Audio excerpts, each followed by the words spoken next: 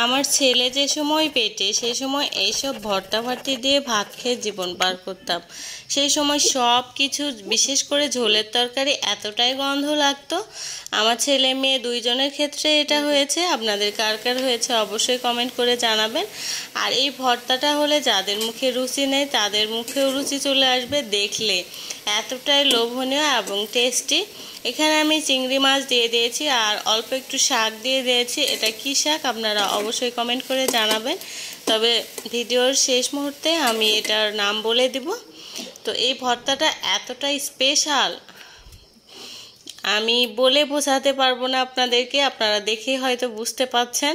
তবে এই ভর্তাগুলো আমার শাশুড়ি মা এত সুন্দর করে করে, ভর্তা দিয়েই ভাত খেয়ে উঠবেন, আপনি আর কোনো কিছুই চাইবেন না। তো এতটা টেস্টি করে এই ভর্তাগুলো তৈরি করে আমি আপনাদেরকে একটা উদাহরণ না দিলেই নয়।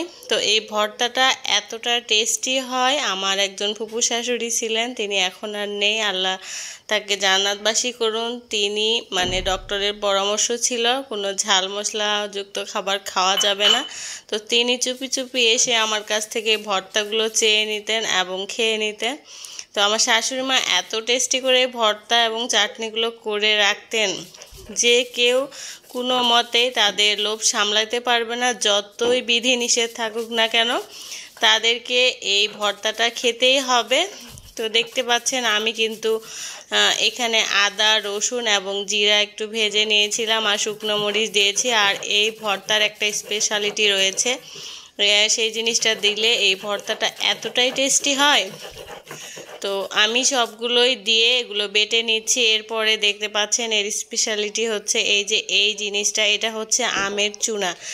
আম ছোট থেকে এটা শুকিয়ে নিতে হয়, সেটাকে চুনা বলা হয়। এরপর আমি তেল দিয়ে নিয়েছি আর লবণ তো দিয়েই দিয়েছি। সব কিছু দেওয়ার পর এটা ভালোভাবে হাত দিয়ে মাখিয়ে নিতে হবে। তো তারপরে আপনাদেরকে আরও বেটে নিতে হবে। শুধু চিংড়ি মাছ দিয়েও কিন্তু এই ভর্তাটা অনেক টেস্টি হয়। এছাড়াও শুধু মাছ ভেজে বা বিভিন্নভাবে এই পাটায় বাটা ভর্তাগুলো যে এত টেস্টি হয়। আপনারা কে কে এই পাটার ভর্তা পছন্দ করেন অবশ্যই কমেন্টস করে জানাবেন। আর আমি যে শাকটা নিয়েছিলাম এটা হচ্ছে লাউ শাক। এটা পুষ্টিগুণে ভরপুর। যতগুলো শাক রয়েছে তার মধ্যে নাকি এই লাউ শাকে প্রচুর পরিমাণে ভিটামিন রয়েছে। এটা আমি আসলেই গুগলে সার্চ দিয়ে দেখেছি। এই লাউ পাতার ভর্তাটা চিংড়ি মাছ দিয়ে বিশেষ করে এতটাই স্পেশাল, আপনি গরম ভাতের সঙ্গে, বিশেষ করে ধোঁয়া ওঠা গরম ভাত, জাস্ট আর কিছুই লাগবে না। এখানে কিন্তু গরম ভাত দেখতে পাচ্ছেন, ভাতটা অনেকটাই গরম রয়েছে, ধোঁয়া উঠতেছে। সকালবেলা এরকম যদি একটা পদ হয় তাহলে এটার সঙ্গে আর কিছুই লাগবে না, আপনি আঙ্গুল চেটে পুটে এই খাবারটা খেয়ে নেবেন। বিশ্বাস না হলে একবার বাসায় ট্রাই করে দেখবেন কতটা স্বাদ এবং লোভনীয়, মুখরোচক একটা খাবার। যাদের মুখে রুচি নয় তারাও কিন্তু টেস্টি সহকারে খেয়ে নেবে।